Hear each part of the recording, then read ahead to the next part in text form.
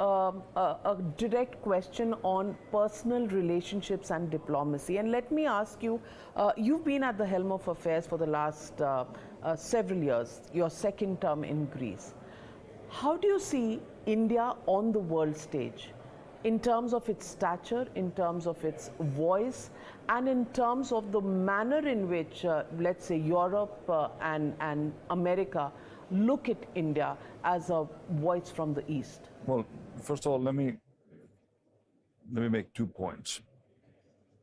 India is a democracy, and it is admirable that you have a sort of a well-functioning democracy with 1.4 billion people. This is something which I don't think we frequently recognize, in the West, the complexities of what it means to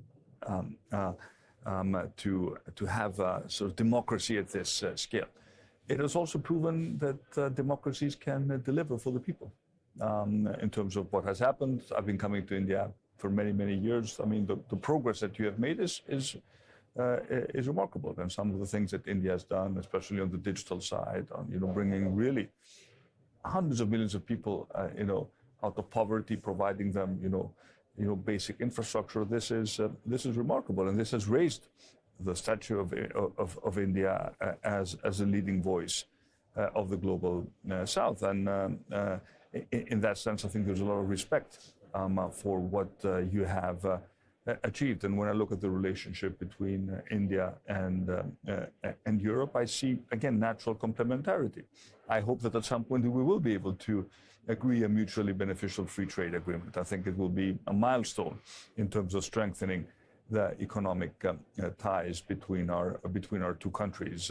And I think that also the G20, the fact that we managed to include the African Union in this debate, gave what we call the global South a new visibility and a new impetus. So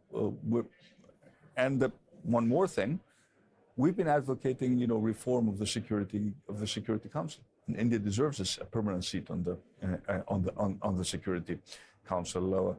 We cannot talk about multilateral institutions without recognizing the fact that the world has changed significantly since these were created more than 70 years ago.